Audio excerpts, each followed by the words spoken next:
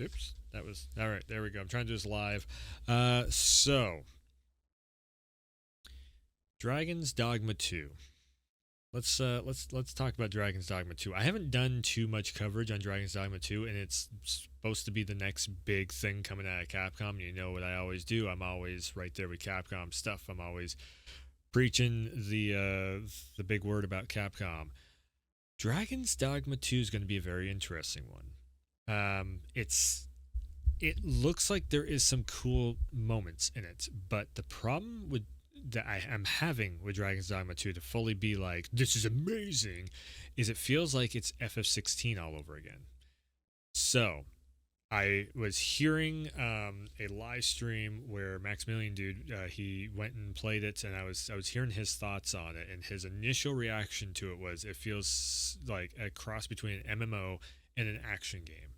This is the same development team supposedly that makes, or apparently I should say, apparently it's the same development team that makes Devil May Cry, and because of that, everybody's thinking it's going to be Devil May Cry, but like Monster Hunter style, and that's sort of what this is looking like. The problem is from what he was explaining to it, and maybe I don't know. I haven't had hands on with this myself. It was like a fly out to a development studio for everybody to check it out situation.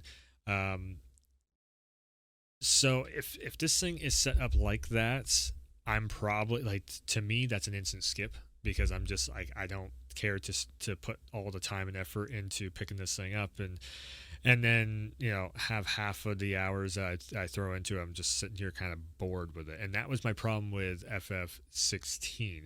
Now the other reason why I'm looking at Dragon's Dogma 2 as kind of being like it looks all right for a certain type of person. For me, this is not my jam. MMOs are just not my thing. If you like MMOs, then you might get into this.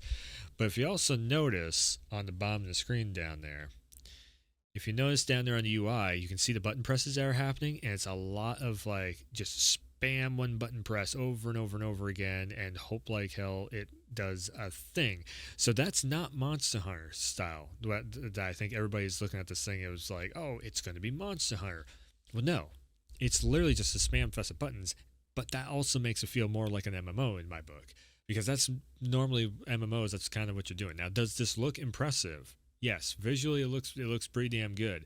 There's a lot of random stuff that can happen in this, but there is going to be a great story most likely with it. I don't know. I got bored with Dragon's Dogma 1, and this is actually, let's jump into that point too. So I tried Dragon's Dogma 1. I've tried it twice.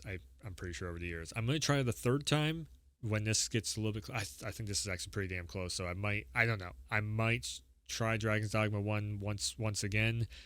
Get past the first like hour or two, because apparently the first hour or two is really slow. It's that. So Dragon's Dogma 1 is a slow burn.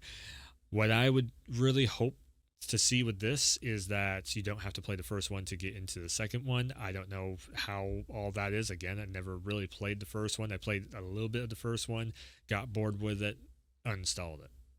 That's what I've done with Dragon's Dogma 1.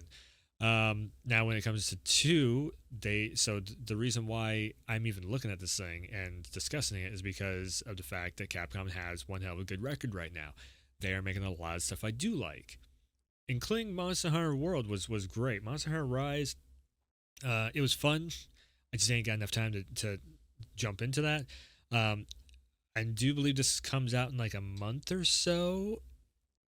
If I have Final Fantasy VII Rebirth finished in that time period, because it has taken me a while to get through it.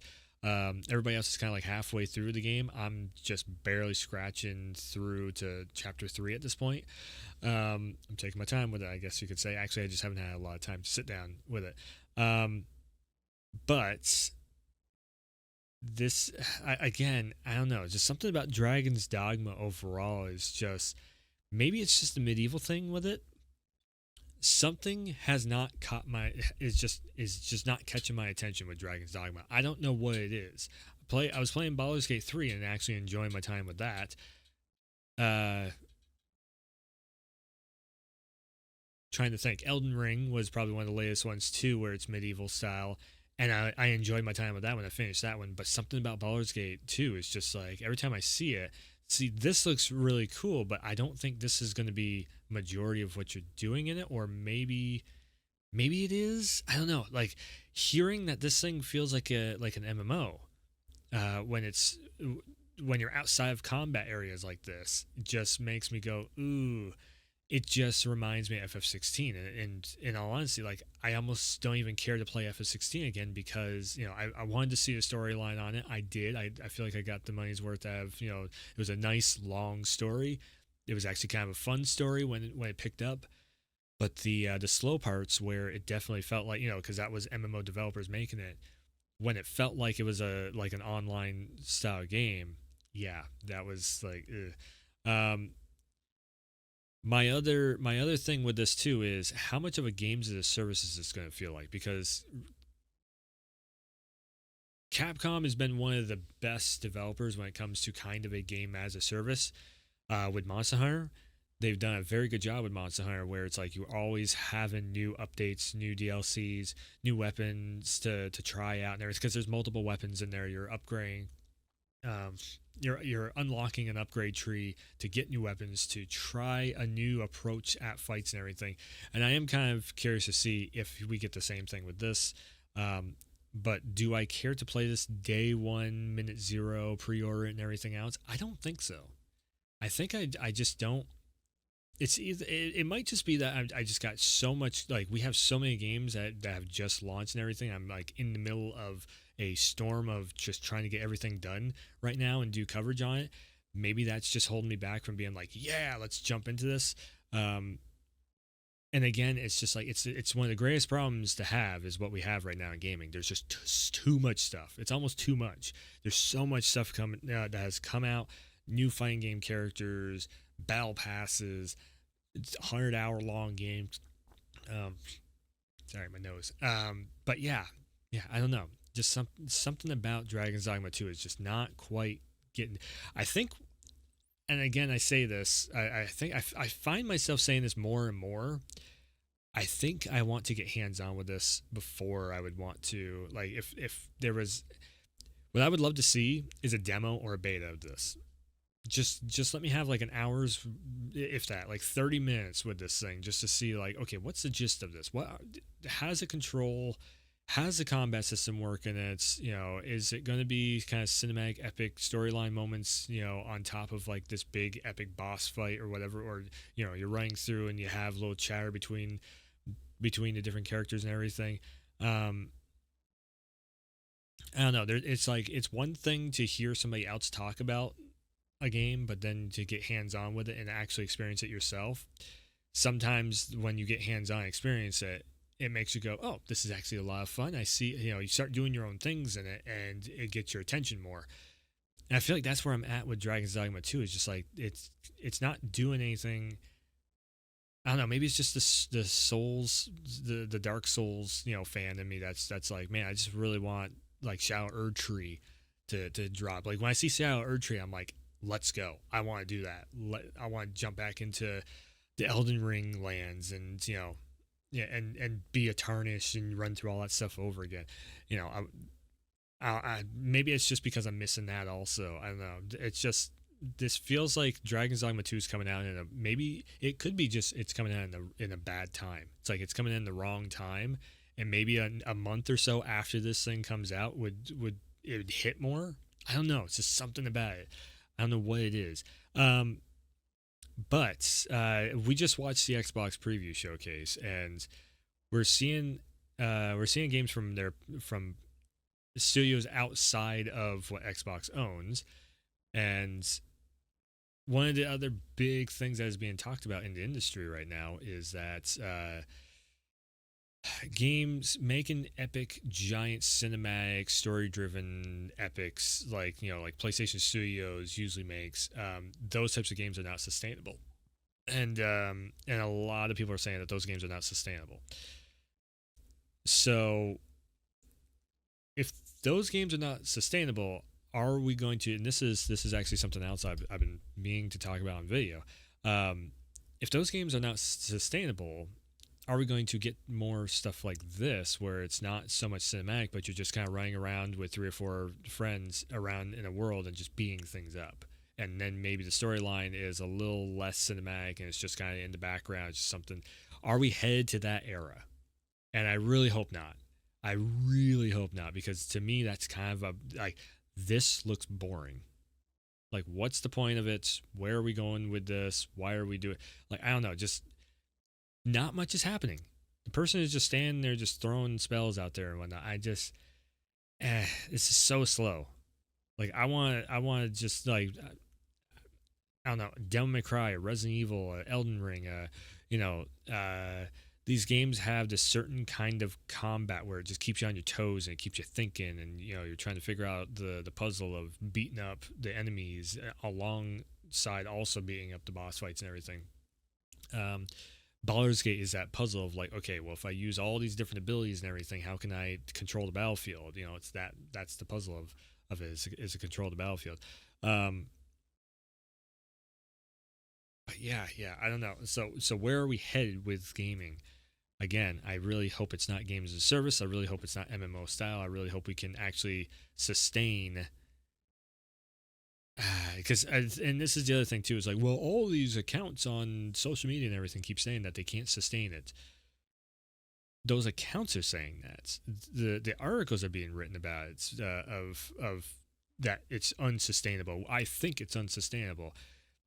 And sure, you can sit there and say it all day long that something is unsustainable on social media, but what is it actually? Because a lot of those accounts and everything, they are posting that stuff just to get, you know, engagement farming basically happening. So from everything that I see, they can sustain it. It's just they don't know what's going to work, and it's a big giant gamble that if they put $10 million into a project and it does not, you know, equal out on, you know, there's only certain companies that can afford to do that, but also they need to break a profit. And yeah, it's a giant, it's become more and more of a gamble to do a giant project like a $10 million game like that, because if it doesn't break a profit, then you've just wasted, you know, there's a good amount of that money has been wasted. That's how the publishers look at it, anyways. Is that, yeah, we just wasted all this money on this project that didn't do anything. Now, on the flip side of that too, is we know games as a service don't work. We know this. You know, it's very once in a blue moon whether a game as a service actually works or not. We're talking like a Fortnite. We're talking like a maybe an Apex or something, Valorant, you know, those, but it's also, those are competitive. They're not story driven. So anything as a game as a service that is story driven is really not working right now. Oh, Helldivers 2. That's an example of it actually working, but again, that's like one out of like 12 games as a service games that have released in the last 3-4 years, and all the others, you know, all the other games, their servers are being taken down because nobody's playing them, because everybody really wants a story-driven cinematic experience equivalent to what PlayStation Studios comes up with all the time. And that's the reason why I was, you know, harping on Helldivers 2 again. Like, it's not that I don't like Helldivers 2. I think the concept is fun. I just want to see more of it. And fortunately, they are starting to work on new stuff, and they might actually be bringing Helldivers 2 into another level where it's like, oh, there is way more story happening and everything. So hopefully that ends up happening. But now Xbox, it seems like they are, like with this last partner preview, it seems like they're actually curating towards a cheaper kind of development cycle like that, which, I mean, for Xbox, they kind of need to do that. I see where they're coming from. There was a few of those games that looked very impressive, but for the majority of them, it still looks like, you know, it's like an indie team working with modern day game engine. Like, one person can make a very shiny game, but does it fully work, fully function? Is there a lot that you're doing in it? Just because it looks shiny does not mean it's a great, you know, it's a great experience overall. That's something that people need to keep in mind. again, that was partners. Also, that was not Xbox first party studio stuff that they bought in, and again, everything that Xbox is making is basically third party, anyways. um, so yeah, it's again, it's just it's going to be a very interesting next few years to see whether or not there is actually new hardware that is going to be coming out, because that's a big rumor mill thing. That's not PlayStation. PlayStation 5 just got its redesign, so why in the hell would there be a Pro unit a year or two afterwards? They're going to be like, yeah, um, yeah. I think that covers most everything that I wanted to go over. Uh, Again, I just don't want to see us go slip backwards and go into the whole thing of like, oh, now we cannot make these epic experiences, these epic, adventures and journeys through, mystical lands and all that stuff. But like, yeah, that whole where by the time you get done with it, like a lot of people that would just picked up The Last of Us Part Two remastered, they're like, man, I feel like I went through a journey. And it's like, that's the PlayStation Studios. That's what they are known to do right there. You go through Ragnarok, and it's just like by the end of it, when the credits roll, you're like, that was awesome. Whoa. FF7 remake, FF7 rebirth. By the time you hit the credits on it, you're basically like, whoa. I'm I'm not gonna forget that anytime soon. That was awesome. Like, holy shit, we went through all that and made it on the other side. It's like that journey, that experience of it. So, yeah, yeah. I don't know what the future is gonna hold, but I'm just hoping for the best. I'm just hoping for the best. We are seeing just nothing but layoffs worldwide. And it's because the economy worldwide is so trash right now. Like, the world has a terrible economy going, and it's because of different, political and economic things happening.